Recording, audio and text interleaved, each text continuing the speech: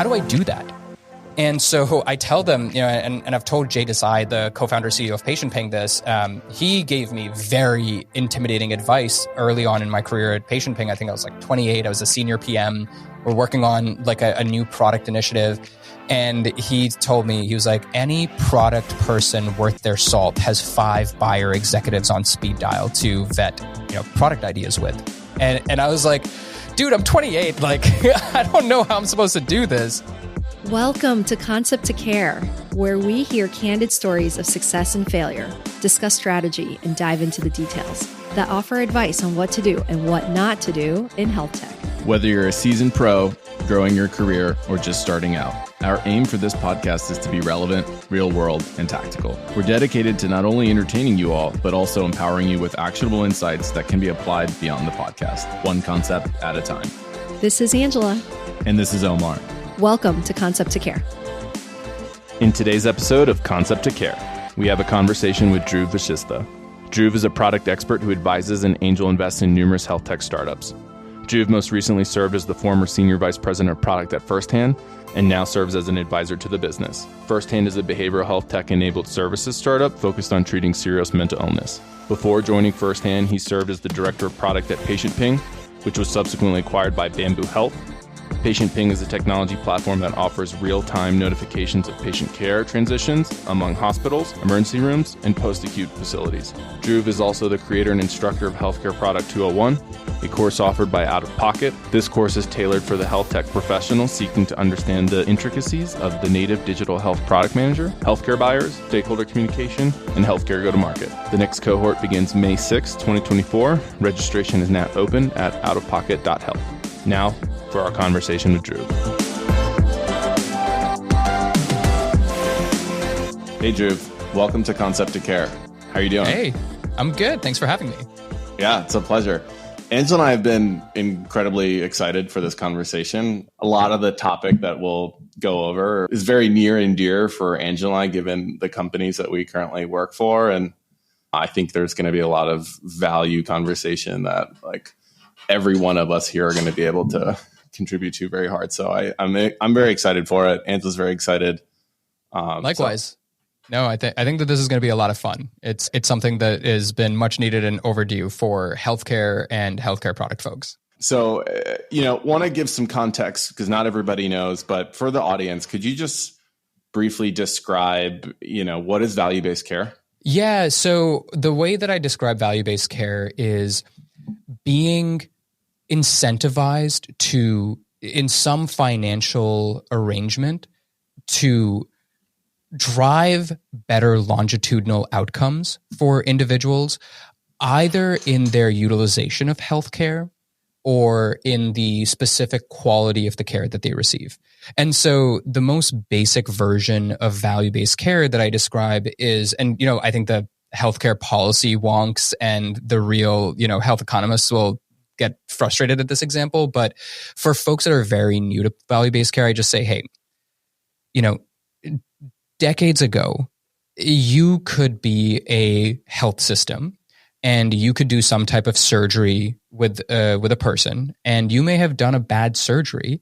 And because of that surgery or because of the way that that person got discharged back to home, maybe they didn't spend enough time in a rehab facility, maybe they didn't have the right home healthcare setup, they may not have been set up for success to recover from that surgery, and they ended up back in your hospital for some follow-up for that surgery in 30 days, 60 days, 90 days, 120 days.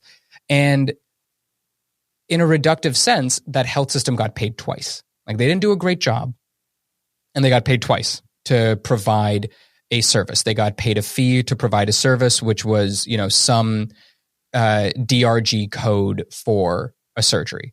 And in many ways, value-based care is ostensibly trying to incentivize and pay providers to do the right things on a longer term scale, typically on an annual basis, to say, hey, if you are more focused on what's going on with that person outside of your four walls, and you are able to have their care be below a certain benchmark, we'll share the savings with you. Or if you're willing to be accountable for basically all of that person's care and the cost of that care based on, the premiums that they receive and adjust it a little bit for how sick they are or their social needs. And their care costs less than their premiums, you get to, share in that savings that you generated. And that could be more financially attractive than just getting paid for the services you provided that person. Dhruv, I like the way that you describe that. And so there's sort of this idea of we need to do better. We need to be accountable for the type of care that we're providing and an appropriate amount, right? Not too little, not too much.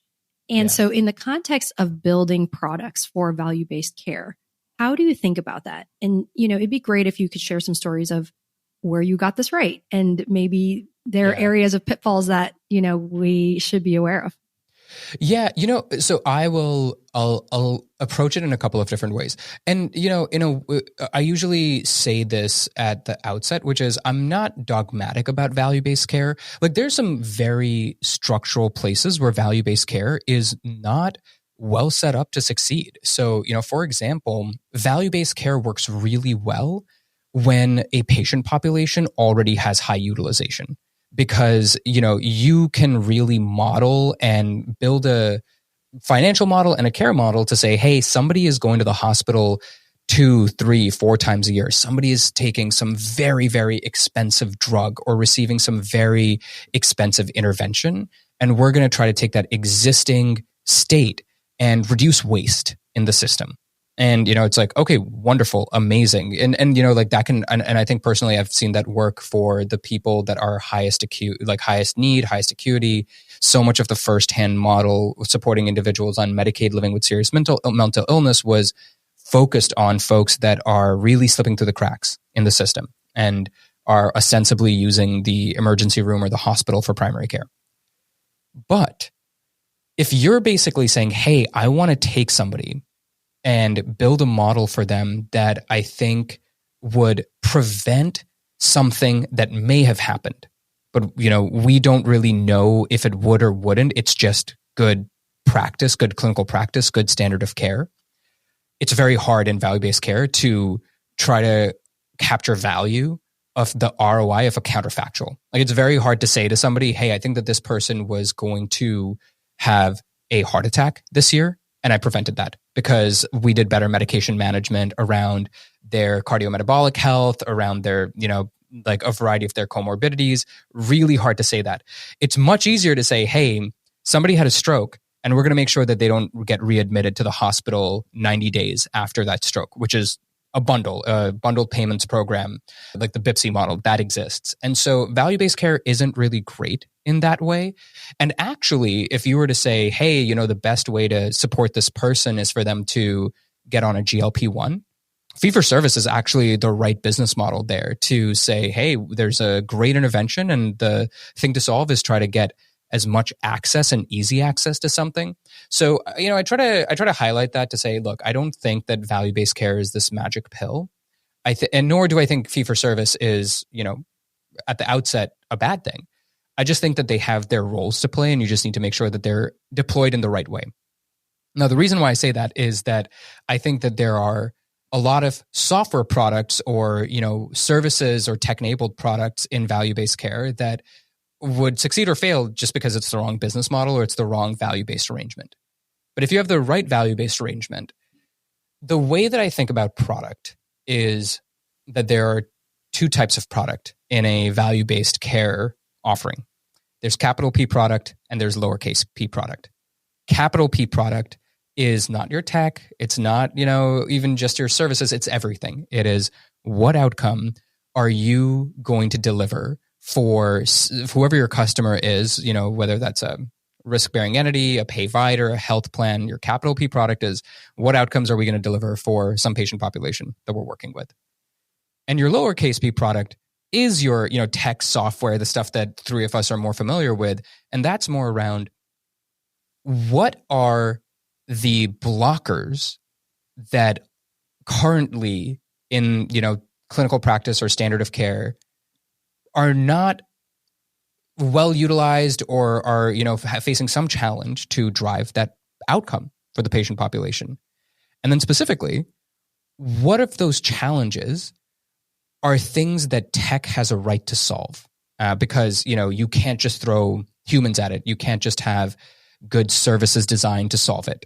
That's really how I think about tying where you can build amazing software product that enables value-based care models that are truly, tech forward and thoughtful, that, couldn't just be obviated by a really amazing human, which we saw plenty of times at firsthand. We're like, we just don't need to build something because we found an amazing clinician or admin person or frontline staff that, just amazing, or we have created a services model that allows them to work at the top of their license. And, allocating tech there isn't going to be particularly high ROI or proprietary or moat for us. So you were at patient ping, right? And so I think patient ping falls into that category where it is really valuable, rich data source that is sort of embedded into the model so that we know some signal about the patient or the member. And so could you talk a little bit about that product and how that supported the value-based model? Yeah. Okay. So I'm actually glad you asked this, because this falls really well into the framework of capital P and lowercase p product. So Patient Ping is a care coordination software platform that aggregates ADTs, which is admit, discharge, transfer feeds from facilities all over the country. And basically, to be very simplistic about the tech, because there's a lot of powerful technology built to actually enable this backend, the way to think about it is we're getting information from hospitals and nursing skilled nursing facilities and home health agencies and hospices across the country. That's basically this is who was admitted, this is who was transferred, this is where they are, this is what their diagnosis were, this is who got discharged. And then we have these patient panels or rosters of folks that are attributed lives for a value-based care provider. And, this was a problem that we had to solve, which is if you are an ACO in Texas, or if you're a value-based care provider in Texas, you may have many Maria Hernandezes that live in similar zip codes, same zip codes, have the same birth date. And you need to make sure that when that particular person is showing up to, Houston Methodist or Baylor Scott and White, or, any of the big Texas health systems, that you are notifying the right provider for the right patient in real time to say, hey, this person has shown up somewhere in this facility. Now, the lowercase p product, the software that we call that, is an event notification system. Mm-hmm. The capital P product, why do, value-based care providers purchase Patient Ping or some other similar software product to find out this information, is the outcome that they need to drive is good discharge planning and good transition of care management, like transitional care management, in service of reducing, 7-day, 14-day, 30-day, 90-day readmissions, or to make sure that patients are going to the right post-acutes that are high quality, that are in network, that patients' discharge plans are being followed. So capital P product here is we have great transitions of care in service of allowing patients to recover safely in the right side of care after an ER visit, after a hospitalization, and really prevent that boomerang visit. Mm-hmm. The ADT notification, that ping that you get of, hey, my patient just got discharged from this hospital, is a trigger, but it's a trigger for a very complex set of workflows with many different people coordinating multiple things, such as calling caregivers and patients to educate them on, discharge instructions, or getting a primary care visit or specialist visit scheduled within, 7 days and 14 days for HEDIS measures. There's so many things happening, and some of them are services designed, some of them are enabled by other technology platforms, or, they are triggered by that Patient Ping platform. But the product isn't Patient Ping. Patient Ping, and I did not really appreciate this until I left a digital health vendor like Patient Ping to then go and work at a customer of Patient Ping, where I was like, oh, wow, how myopic my, or narrow my aperture was about everything that was happening. Then you kind of realize, oh, this software is just one piece of the puzzle, and actually enabling the outcome takes a variety of things to succeed that all deserve, good product thinking around who's doing what, who's accountable to what does the good, like what does the right workflow look like? And then how does technology enable that, transitions of care workflow? That's a really good point. Is it fair to say that Patient Ping, which I think later was acquired by Bamboo Health, you called it the capital P product. And then you mentioned that you later worked at a company that was a customer of the capital P product, the lowercase p, I would actually say Patient Ping would be lowercase p product. And then the work that our customers did around driving some patient outcome, that was capital P product. Oh, well, help me understand the distinction then. Because is it I was thinking that the lowercase p product is cobbling together a lot of endpoint solutions to drive outcomes, whereas the capital P product is creating the... No. Unfortunately for us pure tech folks, we are one small piece of the puzzle, and it's the providers and the clinical staff that are cobbling everything together and driving an outcome that are actually doing the high value stuff. And honestly, it's why I was so excited to go jump into a tech enabled services business. I'll give you an example. Somebody gets discharged from, this is actually quite typical.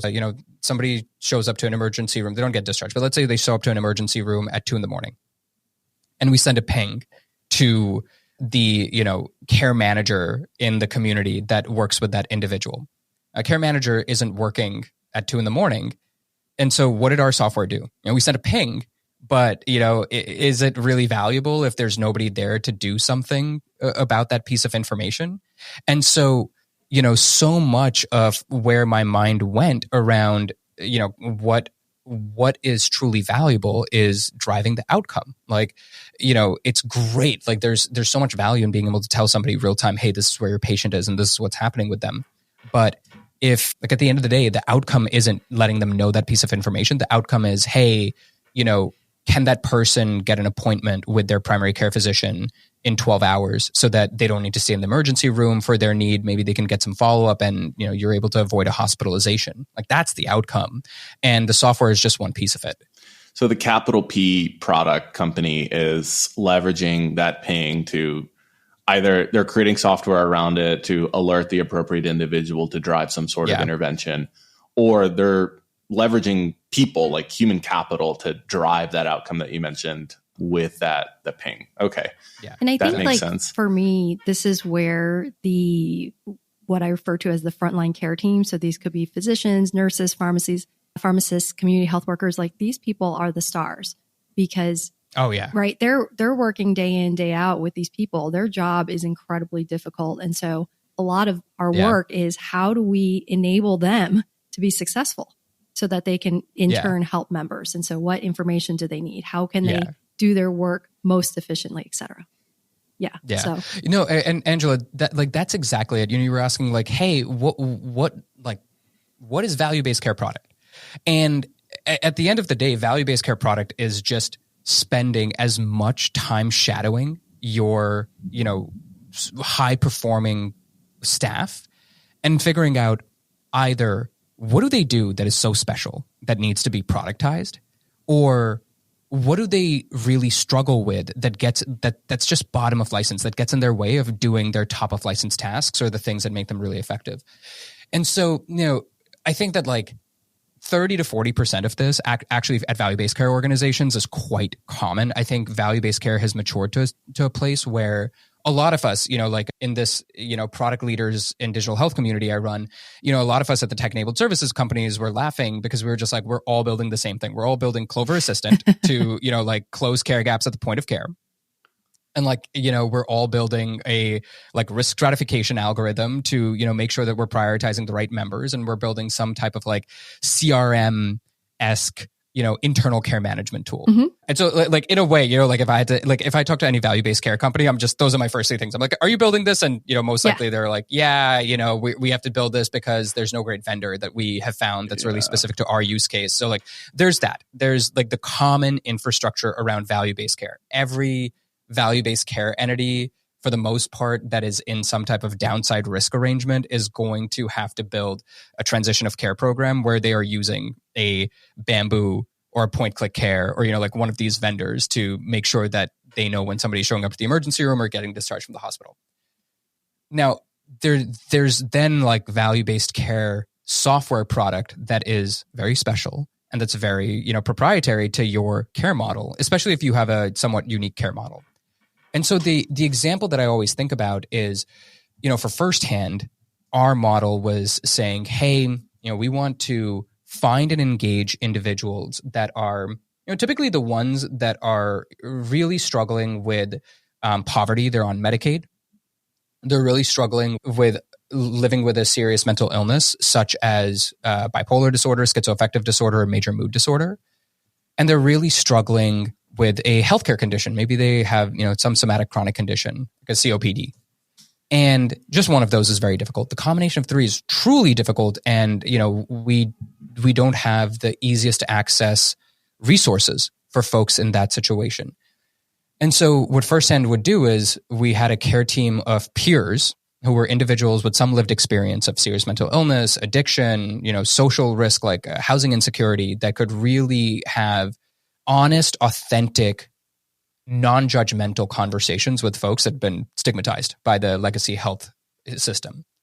And the roles of those peers were to find these individuals and engage them. And when I say find, I mean like boots on the ground work, like finding folks under a bridge, going to, like a halfway home, going to like I've shadowed our peers and gone to some very rough neighborhoods with them and, just like knocking on doors and trying to see if they could find somebody.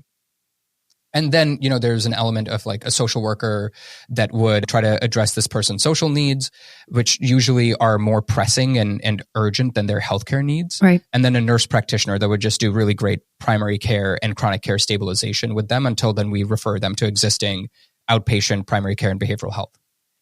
Now, the tip of the Firsthand care model is peers finding and engaging these individuals. If we can't do that, then everything else doesn't work. That's the, top of the funnel that we need to crack the nut on. And I remember we have this one peer in Knoxville named Angela. Where I'm just like, Angela's a star. Like Angela just is able to like find individuals a lot more effectively than baseline or benchmark.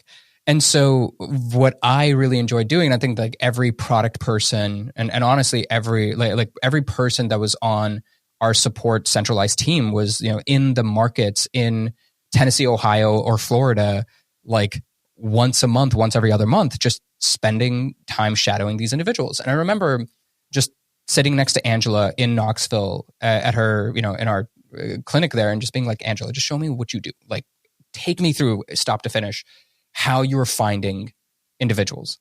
And I remember Angela was just like, oh, you put together this like claims snapshot. We get claims from the payer and, we just have like a snapshot. And she was like, look, one of the things that I realized was that if I called somebody's phone number and I went to their home and I can't get through to them or, like the phone number doesn't work, the address is maybe old and, they don't live there anymore. If that person has gone to a pharmacy consistently over the last 3 months, the same pharmacy, at which we have from the claims data, then I call that pharmacy. And I'm just like, hey, I'm calling on behalf of, this person's health plan. This is the information I have on them. Do you have information that you have that you can share, like that's permissible under HIPAA for operations purposes? And she found so many people because the pharmacy, if they were going to it consistently, had an updated phone number, contact information, address. And I'm like, I would have never figured this out by just, like instrumenting our product or not figured it out as fast by the typical product stuff of instrumenting things and doing user research. Like it was just being next to Angela being like, this is a product. This is a feature that we should build, that we should operationalize. Like Angela doesn't need to be going and doing this exercise and analyzing this claim snapshot that we have. Like we should just, surface this information very easily and then like roll it out to all of our peers across 3 states and just say, do this. Like this is a good tactic that works. And there's a services component to it and there's a product component to it. And so stuff like that was really unique and special to the problems that Firsthand was, solving around. We got to figure out how to find and engage these individuals that no off-the-shelf vendor would have done for us. That, that was like our own lowercase p product that enabled some high-value action that enabled capital P product. I feel like we've had shared lives because we did the same thing. We made sure that the product, the care management platform that we built, which was proprietary, had the pharmacy number because that was a discovery that we had from the community health workers, is that's how you find the latest and greatest contact information. Yeah. So I fully appreciate that. Dhruv, you mentioned common infrastructure. And, all of us product folks are, who are at these VBC tech-enabled service companies who are trying to build the best in class stack to support their unique use case, trying to build purpose-built. Obviously, the tech landscape out there just isn't, there aren't point solutions for everything that we're trying to do. But to your point, like you're asking all the questions, like, did you do this? Did you what is the common infrastructure? The question is like, is there a best in class tech stack? And like, what are the specific tools? Like, let's get very specific around like, what are the APIs? What are the point end solutions? And then like, are there just like, is there a set of use cases that have to be solved? Patient engagement was one of them. Yeah.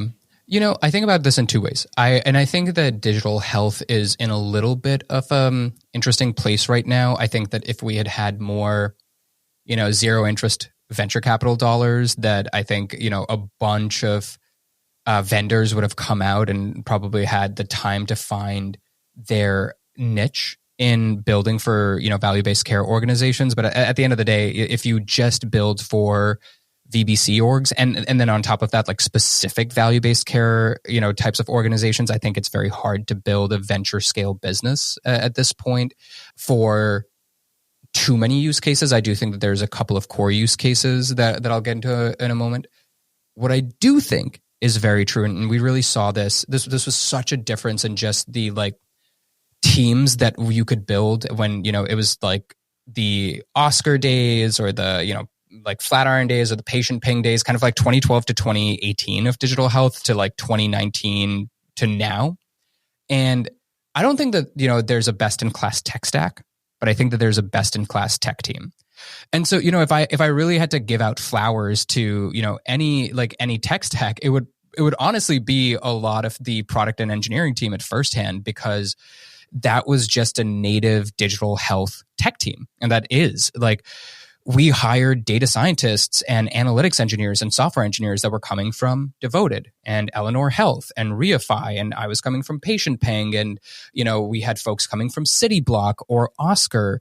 And so, so many folks across tech, BizOps, like all of these different functions, Stellar Health, like we might not have had the tech stack vendors available to us, but everybody hit the ground running.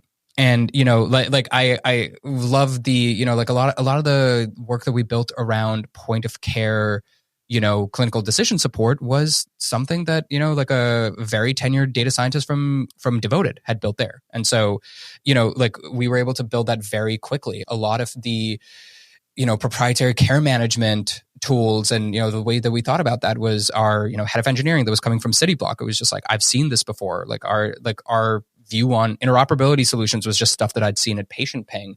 And so I think that's what's really special, where, 5 years ago, most folks in product and eng, EPD, eng product data at digital health were maybe like doing their first or second stints in digital health.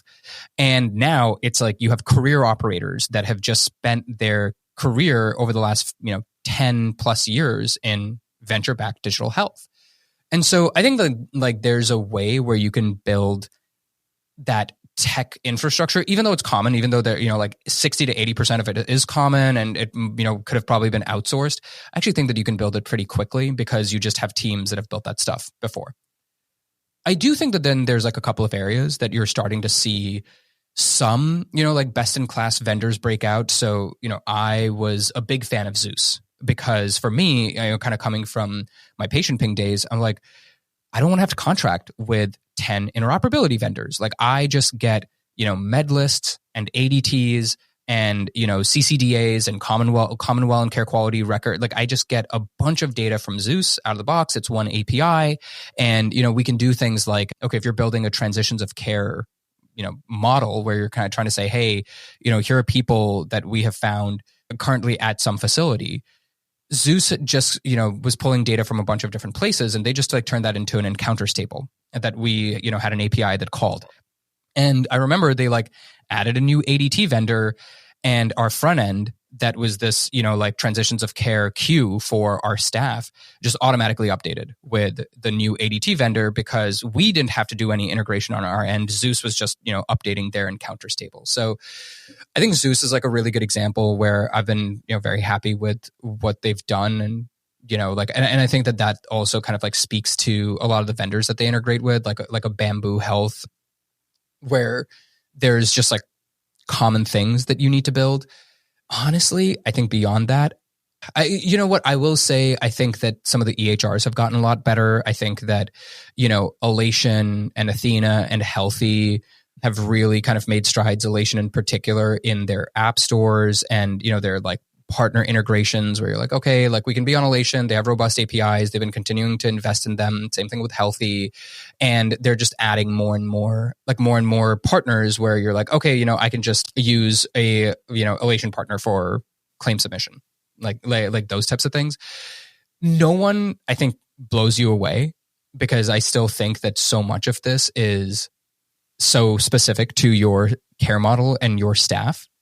And so I still think that there's a lot of, configuration and maintenance and management that needs to be done, which is why I think that, with a lot of these vendors, you are just like, look, you want them to be good enough. And then you recognize that there's a bunch of stuff that you will probably build yourself because net, it will be cheaper and faster to build it yourself, maintain it yourself, and then increment it and improve it yourself as your care model evolves.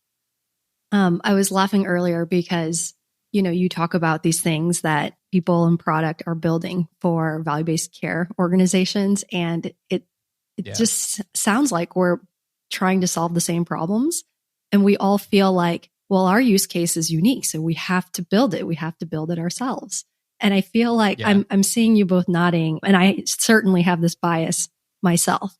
And so how do you think about the buy versus build? And do you use any specific framework? Because I think I get challenged a lot when I'm like, no, we have to build this ourselves. Like it has to be proprietary. It has to fit these use cases and these specific workflows. I'm trying to remember. There was like some framework that I'd used, but or that like I've kind of shared with folks before. But broadly speaking, it's just I think it's just how critical the use case is to the success of your business, how much you think it's static versus dynamic, and whether you think the level of effort relative to the ROI, like how does that stack between, like building yourself versus buying a vendor, and really like baking in, like configuration and maintenance costs and price increases. Like you are going to pay more maintenance cost internally when you build for yourself, but you are going to be beholden to a vendor and move a lot more slowly when you buy. Like they each have their pros and cons, but ultimately, what it comes down to is how unique is your care model relative to what the market offers. So for us, I'll give an example, right? Like a peer-led care model that is hybrid in nature, so like has a very heavy in-person and, virtual or asynchronous component that is working with, this care team of peers, which is a little bit of a unique, like staff, and, working with individuals who are on Medicaid, living with serious mental illness. There's not a lot of care models that are similar to that. And so, one of the things that was so critical, one of the things that was really the cause of success for our proprietary care management system was that it was extremely mobile friendly. It was just mobile optimized web app. And for a care team like peers and social workers and nurse practitioners that are doing home visits, that are doing house calls, that are visiting, folks in the community, that are taking individuals to the housing authority or to food shelters, our peers are on the go. They have to have a best-in-class mobile experience to do things like documentation and, data submission or, like access critical information on the go. Like, one of the metrics that one of the product managers at First Hand was really focused on was, downtime or like dead time or after hours documentation. Like after hours documentation was a really good, proxy for, wow, this person had dead time and that they couldn't document in. And therefore, they ended up having to document after hours or on weekends. And I remember we got that number down from like 15% of documentation was happening, outside of core working hours and on weekends. And then we released this mobile friendly care management system called Helping Hand. That number came down to like, 3 to 0% based on care team. And so do I think that there is a better care management software that is mobile friendly and mobile optimized for individuals that are, peers who, may have access needs or, maybe neurodivergent, like, that's something that product manager is thinking about now, that also meets our data model and, is capturing data in a way that we know we need to report to payers? Absolutely not. I can very confidently just say that, that is going to be something that we need to own. But if we were a diabetes chronic care management platform, or if we were doing, MA risk-based primary care, I'd think about it differently because, those value-based care models have had a lot more time to mature, and therefore the vendor market for them has had more time to mature. And, there's a larger market for vendors to serve those types of VBC models. So I think that's probably the biggest thing, which is just how common or uncommon and how static or dynamic your care model is. Yeah. When I was at Somatis, we also had care teams that would do home visits. And that was a large part of how they took care of these members.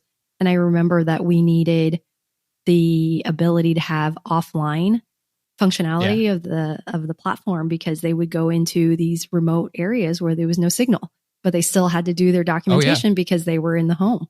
And so, yeah, absolutely. No, exactly. It's just, what are the key things that are necessary for your care model or necessary for it to succeed? And, that becomes a requirements doc, and you can do a pretty quick pulse check on, is that well served by the market?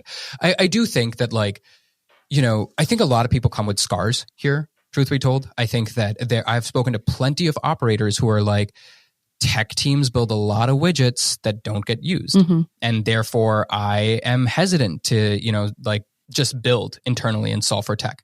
And then, for me, I think that there are folks that come and they're like, I have been burnt by vendors, and I've really been burnt by digital health vendors. And so, it's a pendulum. And I think that it is really about finding a balance and kind of navigating the scars that your organization has, and then kind of turning, setting those aside and trying to make it as neutral as possible, which is why I think you really need to be thoughtful about laying out all of the costs. I think teams can really tend to underestimate the maintenance costs of, maintaining their own products on the build yourself. And then I really think that teams can underestimate the management and coordination cost of managing a vendor that is external to you. So, I think it's just being thoughtful about the pros and cons of each.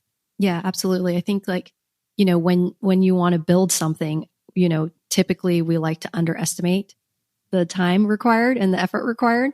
And so it typically takes longer than what you're anticipating. And then on the vendor side, I feel like sometimes you're tied because you don't have that flexibility to just, we need these 3 extra features to solve these problems. But now we're working with a vendor. So what do we do? Right. I think that that's very true. These can be very dynamic relationships. And I remember we purchased a vendor for 2 use cases. There was kind of a primary analytics use case, and then there was a primary kind of operational analytics use case. Imagine, you're building dashboards, or you're building kind of insights to make, operating decisions on. And we thought that, we'd really use this vendor for analytics, but turns out we really needed them for the operational insights. And, at the end of the day, what we realized is that if there was some breakage in a data pipeline, when you're building dashboards, that can be fixed in 3, 5, 7 days. Whereas if you are making decisions on, which patients to prioritize, for example, and a pipeline breaks, that needs to be fixed in an hour. You have care teams at the other end of that, report that are I'm going to be, assigning work for the week, or I'm going to be assigning work for the day based on what you're going to come back to me with. And, that speed of incrementation was so critical to us that we were like, oh shoot, even though this vendor might be good, the speed is not something that's reasonable. And this vendor basically said to us, they're like, hey, if you want faster response times, you need to pay us more for professional services. And we're like, wow, the cost just ballooned here. Mm-hmm. And, so in a way, what I tell people is I'm like, delay making a vendor decision for as long as possible in the early days as a startup, because things will just change and you don't know what you need. And I think that the other bit of it is that I don't think people appreciate, how much speed is going to be necessary in that build and buy decision. one of the best pieces of advice, like one of my technical advisors is this woman, Margaret McKenna, who's brilliant, former co-CTO at Devoted. And she gave me this piece of advice and really stuck with me. She was like, look, you have to remember that most operators, like most clinicians and ops folks in healthcare services, have had to succeed in spite of their IT teams or tech teams, not because of them. And so she was just like, you are just constantly needing to exceed their expectations, which means that, speed and continuous improvement is the name of the game. Like, and I just remember, like the look on people's faces and some of our care teams where it's like, some dashboard broke and an analytics engineer is like, I'm going to fix this now. And within a few hours, they're like fixed. And, that aspect of building trust and credibility by folks with just saying, hey, if you have a problem, or if you have a bug, we're going to fix it quickly. And the MVP might not be everything that you want, but it'll definitely solve some key problems. And then we're just going to continue to increment on it and add to it. That's just so fresh for these folks because they're very used to, legacy organizations where their IT or tech team is a black box and they send some long requirements documentation. They don't hear back. And then maybe 6 months with a extra 2-month delay, they get some product that was based on their requirements doc. Things have changed and they're like, this isn't what we wanted. Like that's almost the current state. And so for us as a culture, we were just like, we're going to ship very quickly. We're going to solve bugs. And I will say this is, because of a tech team that just hustled and was so gritty and so resilient that we were able to change that culture and really kind of make a close relationship between tech, like product engineering, data, and our staff. But you don't have as much of that control when you're working with a vendor. Mm-hmm. And so, I think that was another thing culturally that we kind of decided on where it's like, wow, if speed is the name of the game and then to match the speed at the rate that the business is growing and evolving and the, needs of our frontline staff, we're going to have to pay more. Well, then that, kind of changes the numbers on the build versus buy. So there's just a lot of dynamics that kind of evolved as we just dug in, going from year 0 to year 1 to year 2 to year 3. Mm-hmm. Yeah. I'm a big proponent of the immediate reaction should maybe operationalize first before having some sort of conviction around, a build versus buy or, it's often, and even especially early on when the customer use cases are light. And then with each net new customer, you're establishing all these very specific contracts. You learn that this isn't actually going to work out. Right. And so build some tech as you go along. Sure. But certainly hit the ground running, be very flexible. Yeah. So that mantra makes a ton of sense. Honestly, Omar, based on your question, if I had to say what's core tech infrastructure for VBC, I'd be sign a BAA with Google with Google for Workspace, and then just Fivetran data out of your EHR documentation tool, whatever it is, into Google Sheets, and that into Snowflake or your data lake, and then high touch data out of your data lake into Google Sheets, and have these you could get very far with just that for 6 to 12 months of dashboards and work lists and panel management and prioritization and all of that stuff. You could do that fairly well for a while and just delay a vendor decision in a way that I wish that we had done for way longer than we did. That would have allowed us to save a lot more time on making vendor decisions that were outdated probably the minute we signed the contract. Yeah. That's incredible. I love that. Listen, people, that's what you should be saying. If anyone says anything about we should do this, that's the answer you should provide. I don't want to belabor the point, but I do want to ask the one question here on just, if you're, it seems like what I'm extracting from the answer, it's it depends, right? And you figure it out as you go along.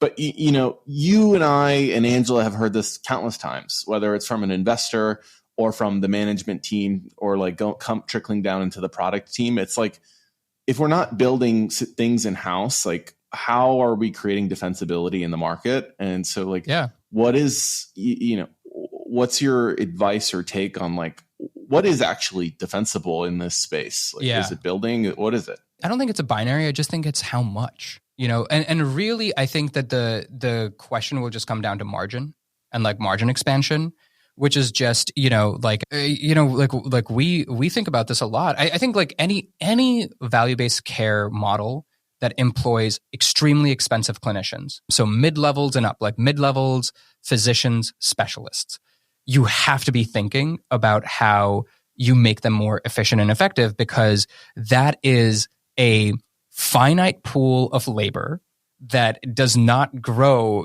that grows at a very consistent rate year over year, that is in an extremely competitive market between any other digital health company that is also in that segment. Like firsthand, for our peers, like we didn't have this problem because we actually felt like we could expand the pool of labor. Like we were like, hey, we will pay for peers to get certified. We will, we always talk about this where like one of the big milestones that we will always aim for is when somebody who's an individual we work with graduates from the care program and gets hired as a peer at firsthand.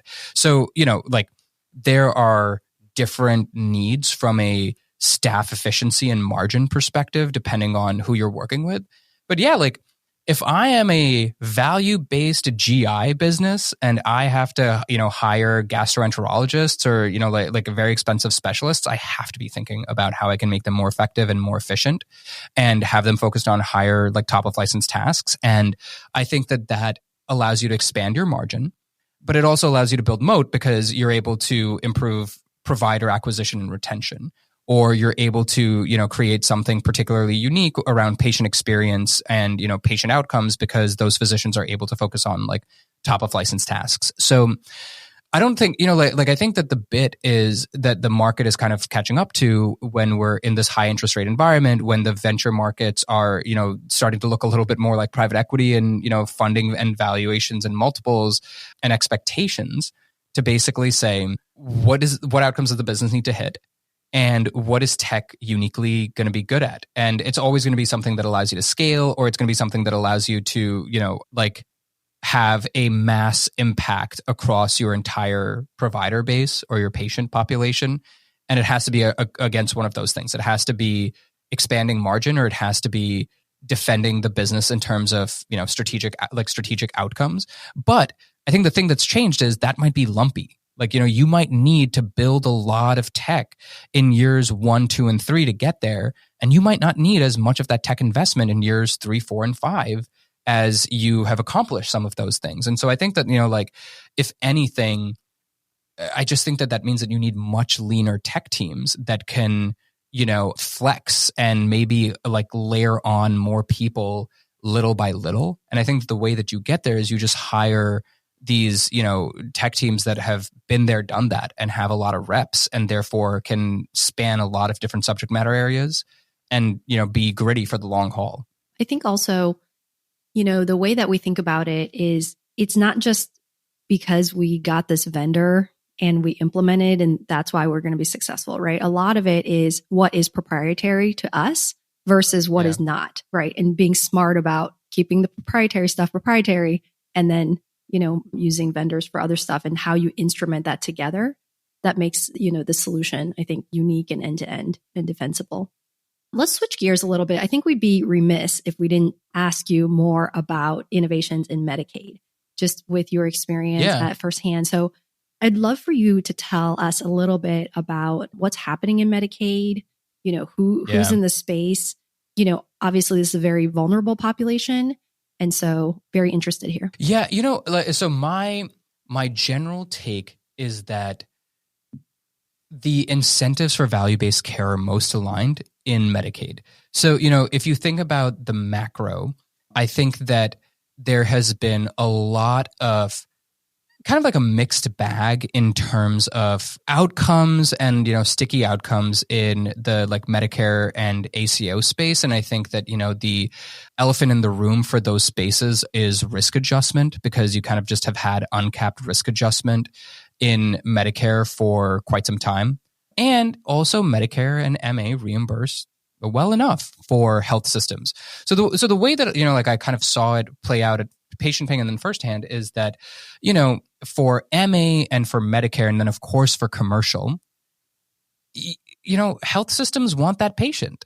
And I have never gotten a straight answer from a health system owned ACO on, when a Medicare ACO patient gets hospitalized or readmitted to the hospital, how does the health system net out between maybe the penalty from like the hospital readmission reduction program or for the ACO versus the fee-for-service reimbursement that they got?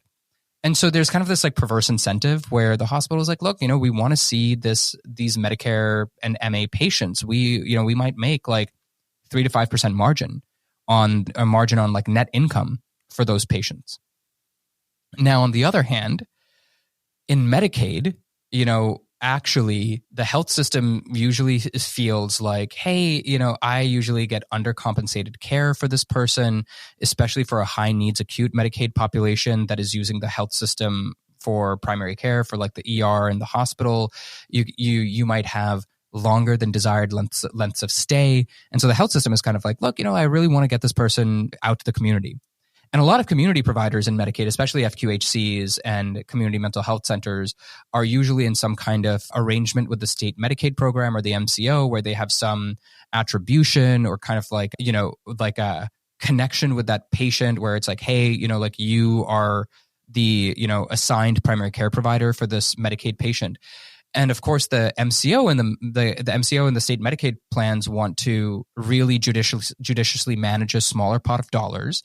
And most importantly, those MCOs are competing every 5 years for like 50 customers. There are 50 state Medicaid plans, and you have a bunch of publicly traded, insurance companies that have Medicaid lines of businesses that are like every 5 years when a state Medicaid RFP goes out, we got to win that. And so they try to win those by, really aligning themselves with services and programs that are part of that state's RFP, usually around public health outcomes that the state is dealing with. Maybe it's maternal health, maybe it's serious mental illness, something or the other. And so all of a sudden, in a very tough, patient like environment, you have all the incentives for people to want to do the right thing, both, because it's the right thing to do for the patient, but also financially, it makes more sense, which is get Medicaid patients connected with longitudinal, preventative, proactive care in the community so that you can reduce any unnecessary acute utilization. And so I think like that is the biggest thing that makes Medicaid historically in the last, maybe like 6 to 8 years different from Medicare.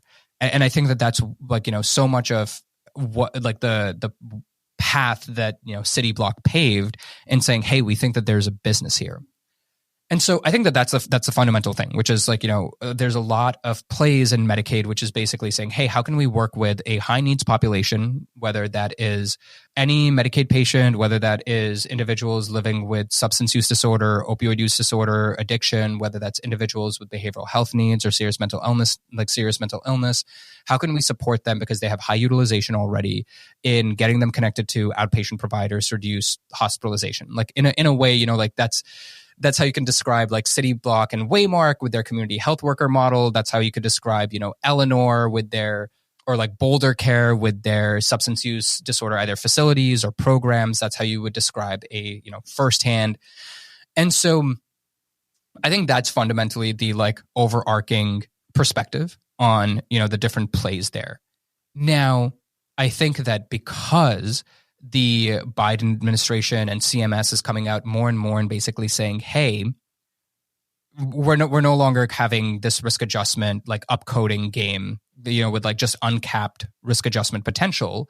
I think that from an investor perspective, it's saying, well, okay, like the way that you can drive venture returns in healthcare is by reducing total cost of care in a value-based arrangement. And I think that there are ways to do that in the ACO program and the ACO REACH program, but I think that is most so, like existing in Medicaid with a lot of operators that are, coming out to kind of do that in different ways in Medicaid. So I think that like those incentives are already there. Like that's the DNA of a lot of these Medicaid businesses or operators that have worked with the Medicaid population. And so I think that I'm seeing that, manifest in a couple of different places.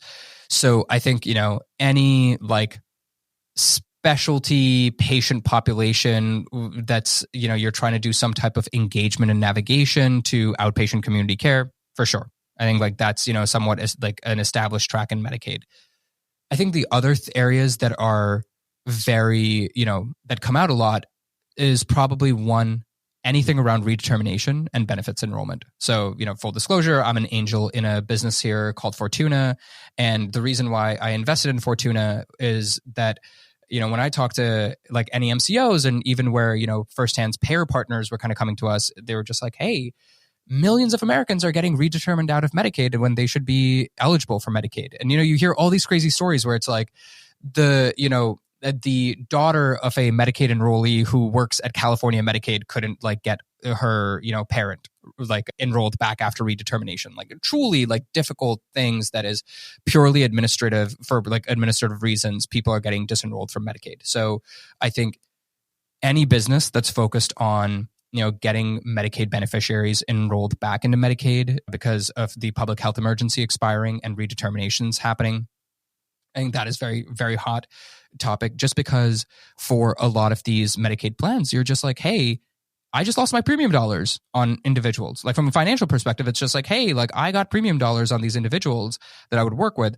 and that's gone. And, like that was actually incorrect. It's not like, every single one of that person should just get an exchange plan. Like they should be on Medicaid. They're eligible for Medicaid. So I think that that's like a very big area. And you're kind of starting to see that in like different like benefits enrollment as well, to kind of say, hey, like let's make sure that we get, like Ounce of Care is a good example here, where Ounce of Care was doing stuff around like housing. I think Unitas is, being very thoughtful about this, where it's just like, hey, here are folks that are eligible for a lot of community-based services and are eligible for like housing or utility assistance and so on. Like let's get them in those services and, close the social referral, because that like reduction of social risk or social determinants risk is going to lead to good healthcare utilization outcomes. So I think that like redetermination, but broadly like, Medicaid enrollment churn and then benefits enrollment is another area that is very active.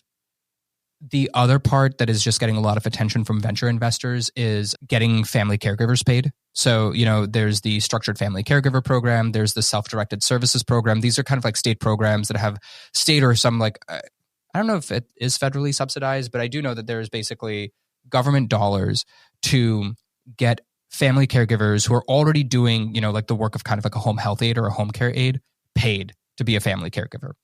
And so, that space has gotten a lot of, attention and early stage venture investing, because the whole idea is, hey, if you can build a strong relationship with a family caregiver who is basically now getting paid to be a provider in the home, one, like there's a business to be built there, but two, you can potentially like then turn that into a novel care model. I think that the other areas that are really particularly interesting is a lot of Medicaid waivers. So, I'm an angel in Pear Team that is having a lot of success with some like Medicaid programs in California. I am an angel investor in Uvo, because I think the whole concept of getting FQHCs to, be able to successfully enter into value-based arrangements for the good work that they already do is like very critical. The other area that I'm getting very excited about is this new Medicaid waiver to allow individuals that are incarcerated to get enrolled in Medicaid 90 days prior to the release. And, like, oh my God, like I remember going to a healthcare coalition in Wisconsin that, had folks from like Advocate Aurora and Freighter and a lot of the health systems in Wisconsin, especially around the Milwaukee area, coming together. And they were just like, hey, our emergency rooms are basically, places for folks that were recently released from the justice system to like detox, because they got 30 days of a prescription and they lose their, jail insurance, and they're now supposed to figure out, aside from like getting their lives, like restarted, they're supposed to figure out like getting a physician to prescribe them a script and get insurance, and then go to like a pharmacy to get a, medication. Of course, they're going to go to the emergency room to like get that care. And so I think that like that's the other area that's quite exciting to me, where again, right, it's just like the incentives are there. Like these are folks that are utilizing the hospital and are in need and are in our communities in need, and they're slipping through the cracks. And now there's this Medicaid waiver that's saying, hey, let's support them, like let's get them enrolled in Medicaid. And then and I think there's an opportunity for a business that says when these individuals are discharged, let's keep them enrolled in Medicaid, and then let's get them all of the social and clinical care that they need to have a better shot at reentry and prevent, decompensation or recidivism. There's like a bunch of stuff like that. And I just think that the space is going to continue to do more and more as states either add more things to their RFPs for MCOs to say, we want you to have a service that's, around X, Y, or Z. Or as CMS comes out with, or state, like CMS comes out with more waivers, or states come out with more waivers to say, hey, we think that this is a novel way to support Medicaid patients. I'm glad the incentives are switching. Like, I'm glad to see that folks are, not only is the intention there to do the right thing by the patient, but the incentive structure is changing and making it a viable business opportunity to do so that everybody wins. Dhruv, I have never spoken to somebody who knows so much about Medicaid. So kudos to you. And I think if anyone listening to this podcast, if they're looking for an advisor, like I'd throw you a plug immediately, because that was very comprehensive. I will say there are like 6 or 7 Medicaid people that are so much deeper on each of these individual areas. And I each time I've said one of these things, I'm like, oh man, I hope that person isn't listening, because they're going to text me and be like, here's everything that you oversimplified. So, I will say, obviously I tend to be very optimistic, and I tend to be a little bit of like an Energizer bunny about these things, and being like, this could be like really awesome. I mean, there's so much execution risk here, and there truly is complexities around state waivers that I'm not getting into that, people need to think through. But again, I think that's why there's an opportunity to build a business here. And at least I think we're seeing that being done by several successful venture-backed Medicaid businesses that, are good examples to try to follow. It's incredibly important that we're serving this population. And if it were easy, then everyone would be doing it. Yeah, exactly. Yeah, exactly. So Dhruv, you're becoming quite an authority on like product in healthcare.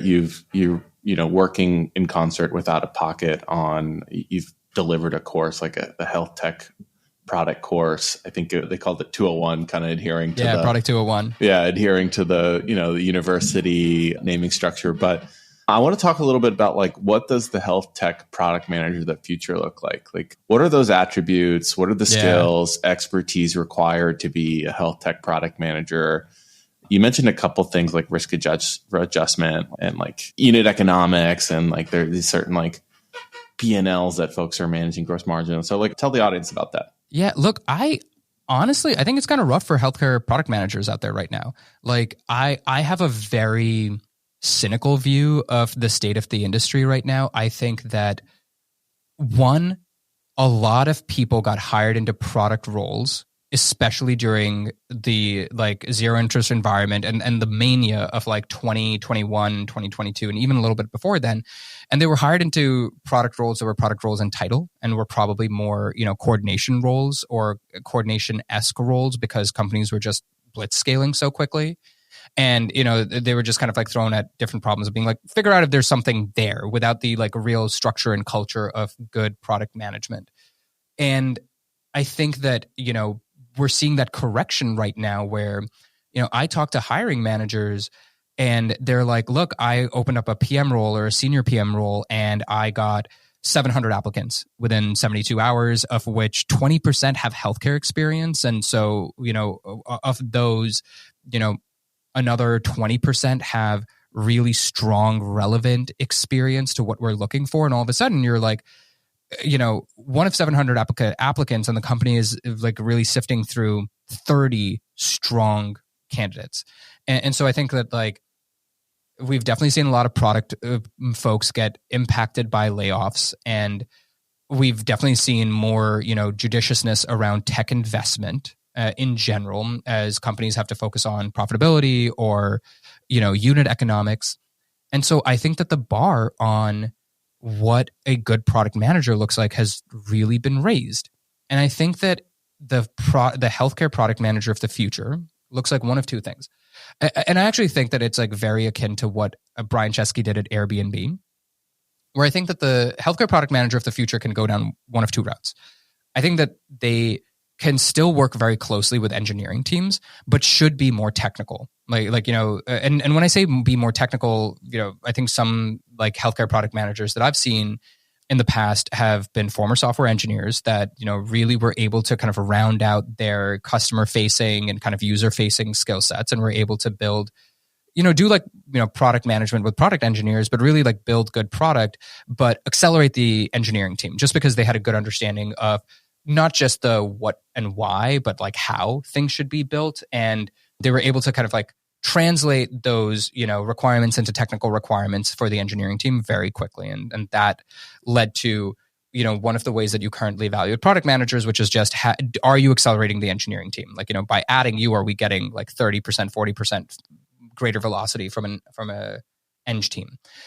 And I think that specifically, table stakes now for that product manager is good SQL skills to basically say, hey, like, let me take a lot of, low value requests that are coming your way where we're getting, like user requests, bug escalations, triages, things where really like the solve is just doing like a reasonably complex SQL query to kind of find out, what insight you can glean from joining a few different databases or tables. Or, like some solid like Python skills to even like, do some of the scripting to answer some of those questions or inform some of your product thinking around just what your own data is telling you. So I think there's definitely a role for like a more technical product manager.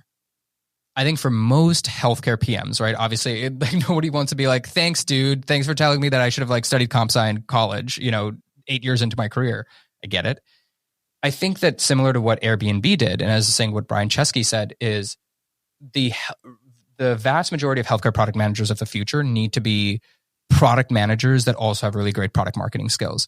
And what I mean by that is they need to have really impeccable subject matter expertise and domain expertise of where they are in healthcare and their kind of like niche of healthcare for their business, and really good go-to-market understanding of how to translate, like basically translate what they are hearing from the market and customers to be the voice of the market into what are the highest priority business cases or initiatives that their business can work on, because they are aligning what they're hearing from the market to what the company's strategy is and, what the level of effort from a technical perspective or services perspective would be to try to generate value for a customer and then capture that value.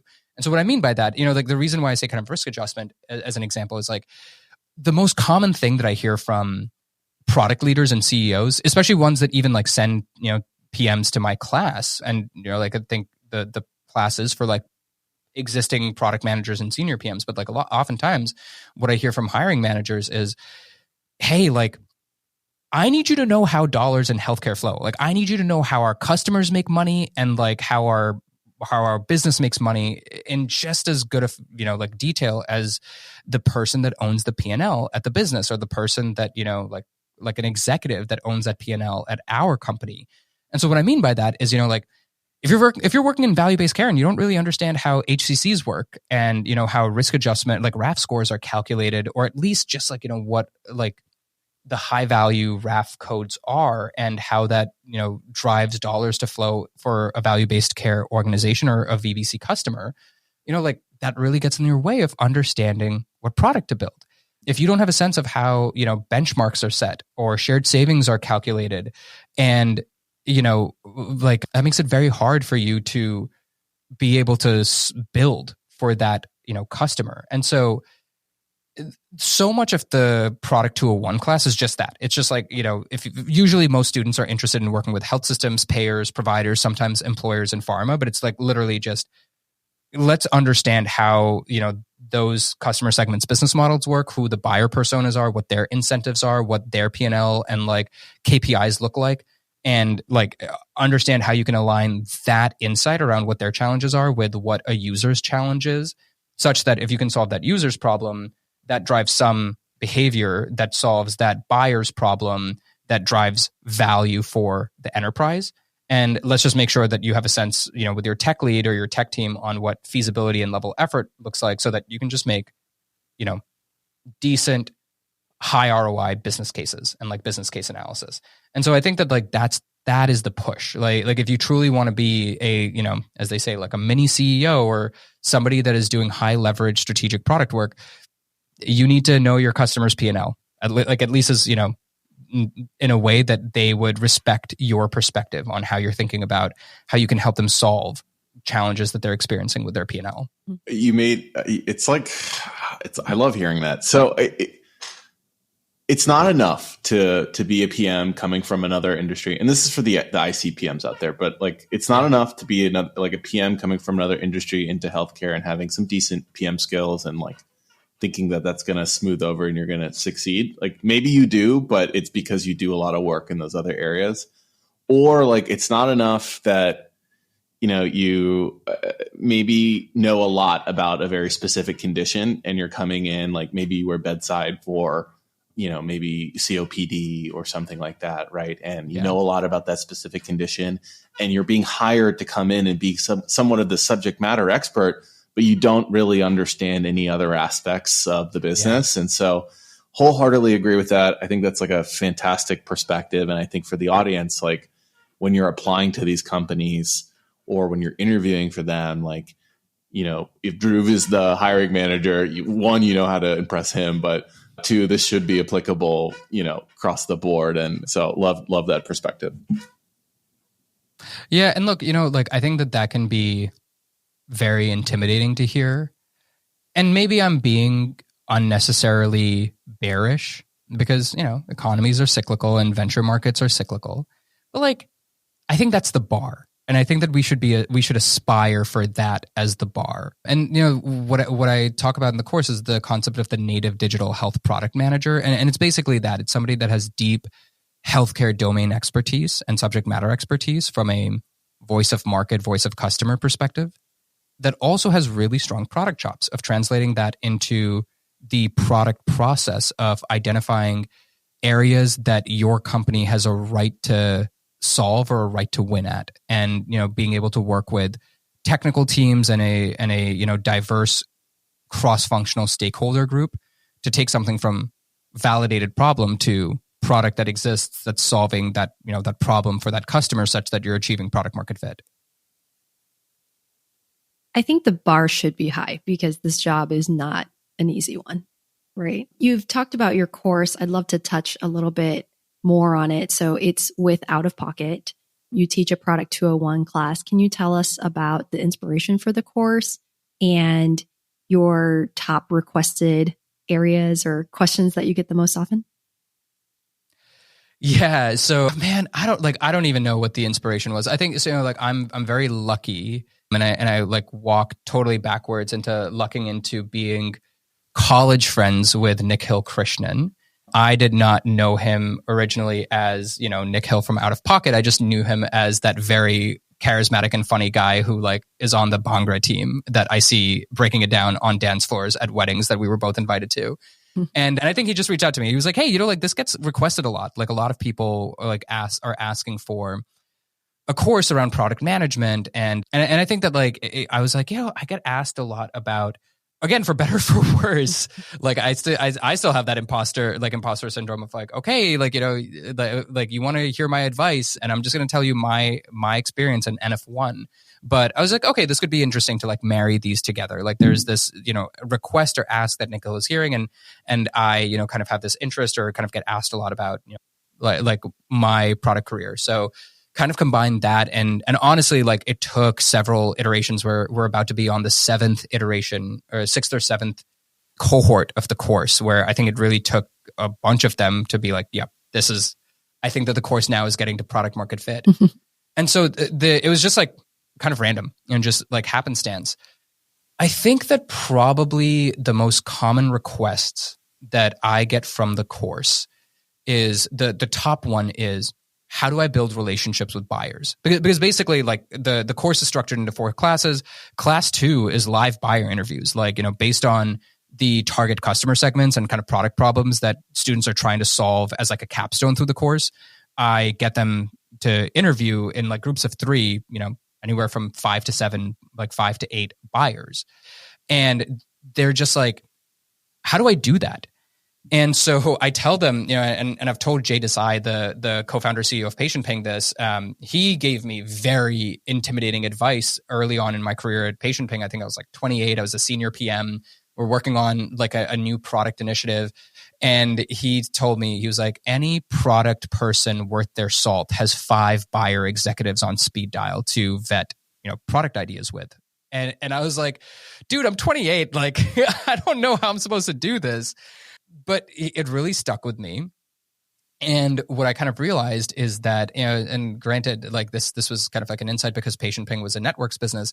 I was just like, look, you know, like a lot of these buyers are so heads down trying to succeed in, you know, making their single digit margin business, like health system stay in the black and stay afloat. And so they're very, very heads down, and they really appreciate when a product person is coming to them and kind of sharing insights that they're seeing across the industry, across, many of like different folks that might have similar roles, or, kind of might be complementary in like a payer role or a post-acute role, et cetera. And so what I tell every student is, any product person worth their salt has 5 buyer executives on speed dial to vet and validate ideas with.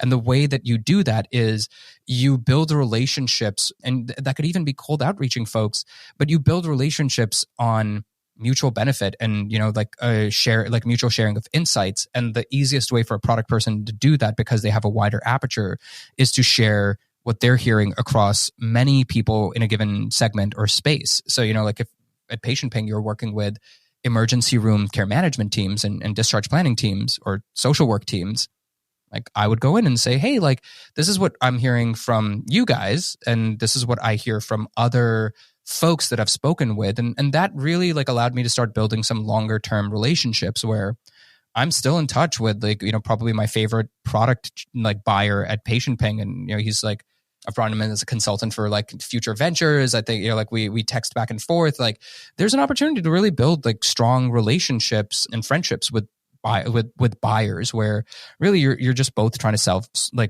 help solve healthcare questions. So that's probably the most like typical one. The second set of questions, and the second and third set of questions are typically around stakeholder management, as two, and the third is really like around very like specific nuanced questions about a particular student's like business area or product area. But so many of the stakeholder management questions are just like, hey, I feel like I have a lot of tension, whether it's sometimes healthy or unhealthy with different stakeholders, and it's a lot of content around like navigating that.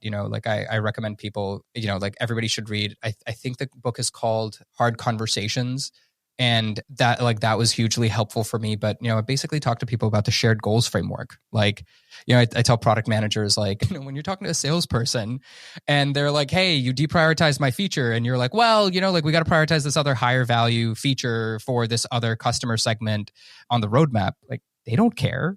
They're like, I have a commission to hit, and I'm not going to have my job if I don't hit this commission. And so like, I understand what you're saying, but that has, nothing to do with me. And a lot of around like, talking about navigating thorny stakeholder issues is just kind of aligning on what your goal is that overlaps with that person's goal, and kind of like anchoring on that shared goal, and like trying to like work around that. I'm kind of like, again, like talking about it at a high level, but these are the things that, as you could probably tell, right? Like this, like thing one and thing two, like question one and question two are really good. The kind of like line to that native digital health product manager. Thing one is like, how do you get access to buyers and, like that allow you to have deep domain expertise for your market?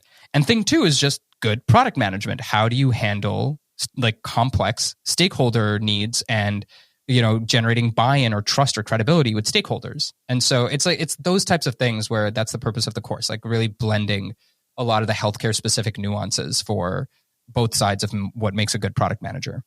Dhruv, you mentioned like what the digital native product health tech product manager should look like. You've mentioned some key skills. These are going to be the very important skills that are going to allow you to win in the space. You talked about a lot, like you mentioned stakeholder management a little briefly or a moment ago, and like how frustrating it can be and kind of strategies to deploy there.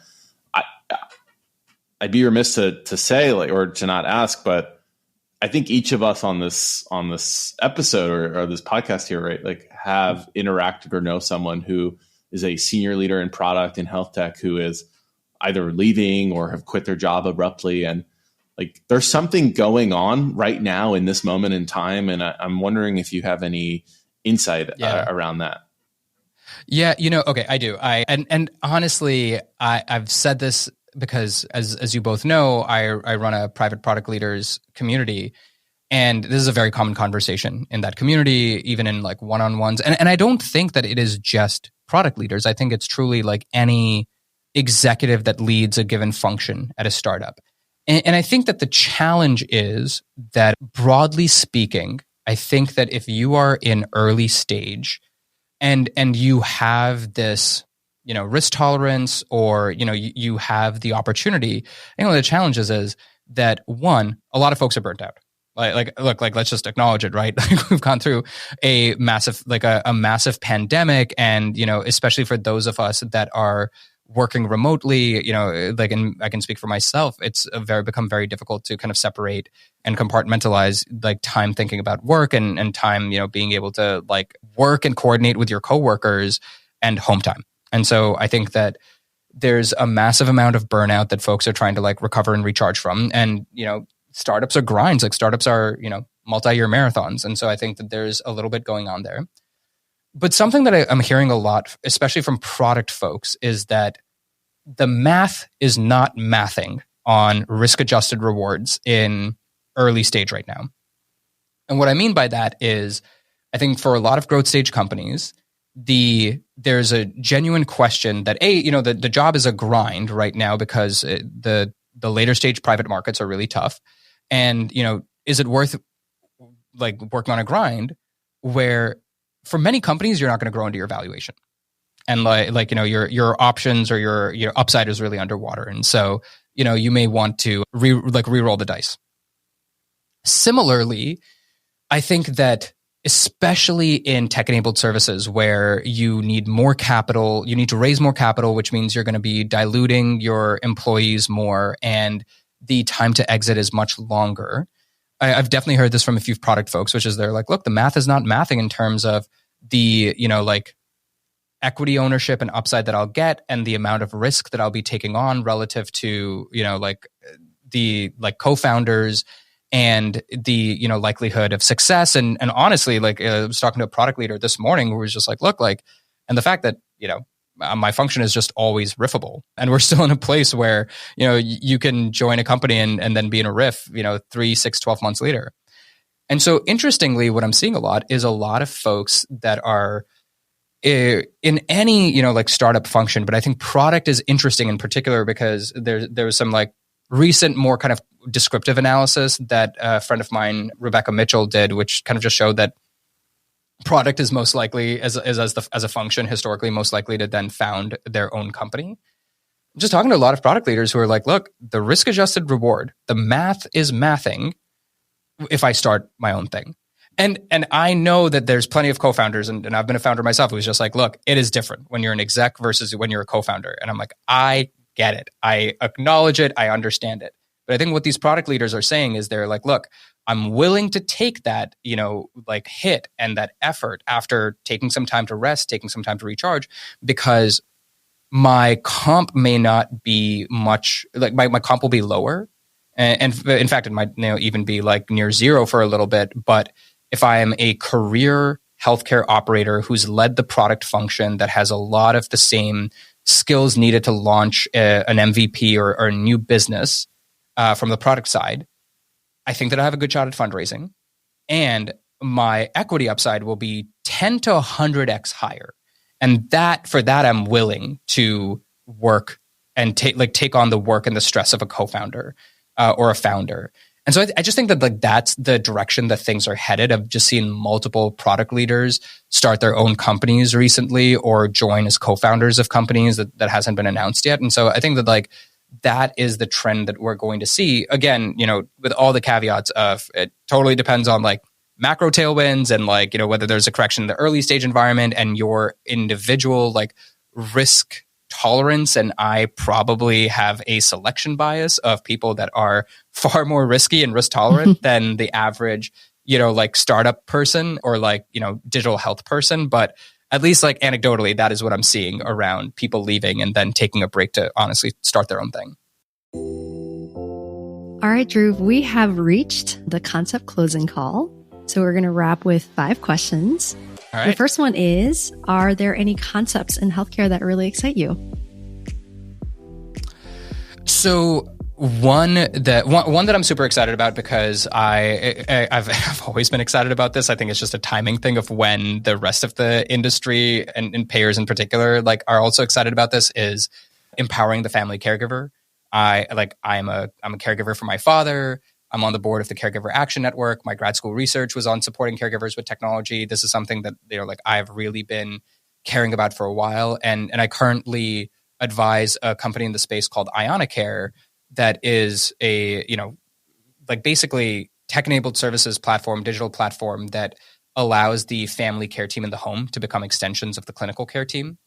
And I'm super excited about that because, I think CMS announcing this guide model, which is a model really to support dementia caregivers, is groundbreaking. And it's like first of its kind to really finance wraparound services and supports for family caregivers. And so I'm just super excited about that concept in many different like incarnations, whether that is supporting family caregivers of, dementia patients, of individuals that are going through a cancer journey, individuals at end of life and that are experiencing a serious illness, or even like hospital at home and home-based care models. Like I just think that caregivers are so critical, like such critical parts of this, that the healthcare system is going to have to figure out how to properly empower them and bring them into being formal members of the care team.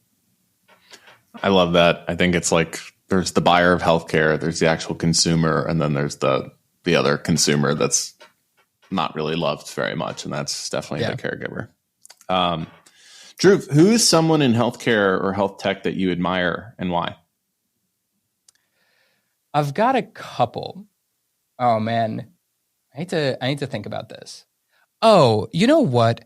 I admire the hell out of Laura Stratt, who is a cancer survivor that works at Electra Health and just got an awesome and very well-deserved promotion at Electra.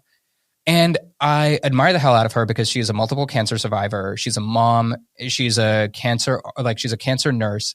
And she has like made this like very successful pivot into being a digital health operator. But, she just authored this post about time toxicity, where she was just talking about the, the time burden on her or her family around just coordinating a lot of her cancer care. And I remember talking to her and she was just talking about how, I think she was like, oh, I wasn't sure if I should write that. And I was like, what are you talking about? Like, I'm so like everybody would want to hear from you and kind of like, like shout about your experience from the rooftops. But the reason why I admire the hell out of her is that she posted this piece on time toxicity. And I think multiple organizations reached out to her as like employers or payers or providers who were just like, hey, we'd love to understand how we can solve this. And and I think that what I really appreciate about it is she's there are these people, and she's one of them, that have the lived experience of a very difficult patient journey, who also, have the like audience or the ability to also translate that into like why the legacy health system should care.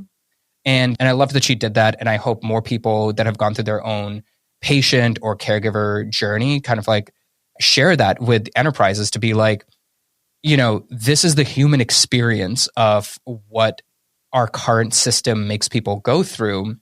And there's a like real face about it. And by the way, that person is like your colleague or somebody, and I know a lot of like advocacy organizations do it. And I'm just saying that we should do more of it. But I think especially in digital health, as like folks who are, digital health insiders, the more that we can kind of highlight those stories and humanize them and personalize them, like I think in many ways that really does accelerate change in a way that, gets underestimated. Thanks for sharing that. And Laura, you're the best. We'll link her article.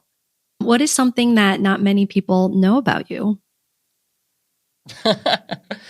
I really like anime and manga or manhwa, which is Korean comics. And truthfully, I really love them because I like when I moved to America, I kind of grew up on like Toonami and, Dragon Ball Z and Yu Hakusho. But in particular, like this is a bit of a cop out so I'm just going to like be upfront. I love this stuff, but also I have an 18-month-old. And so I don't get that much like downtime to really like watch a TV show or consume content.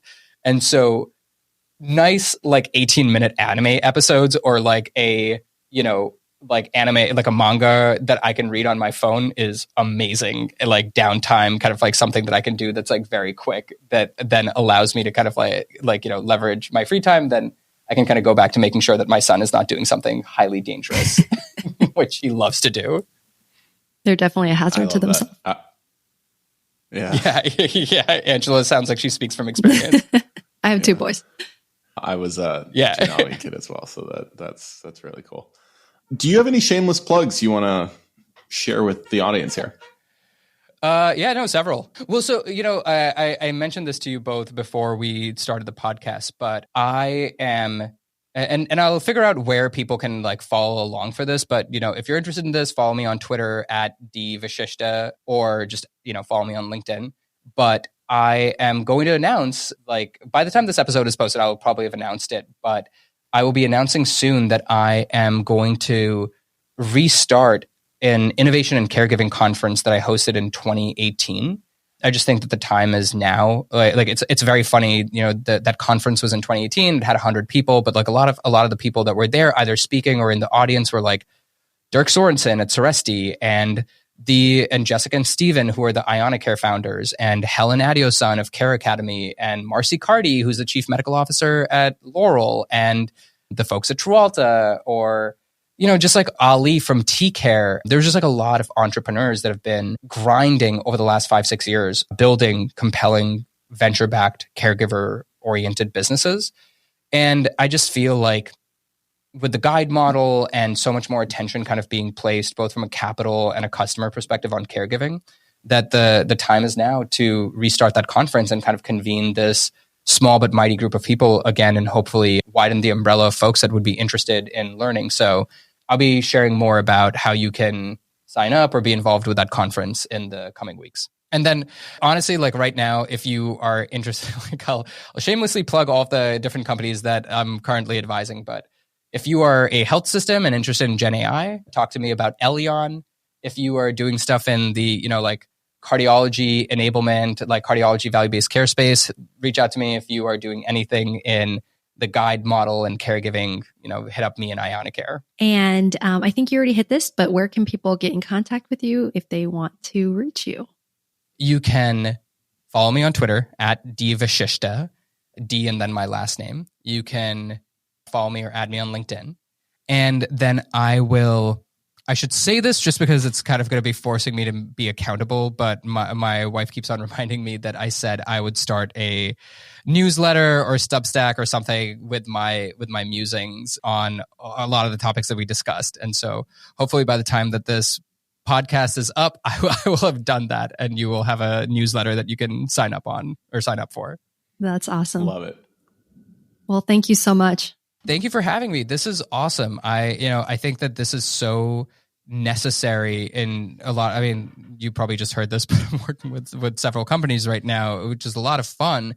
But some of the most common things that we talk about is basically like, how do you build a care model, and how do you, it's literally like, if our care model and clinical and, quality outcomes is capital P product, how do you get there? And then what is lowercase p product, the tech and the tech stack and the data stack that enables it?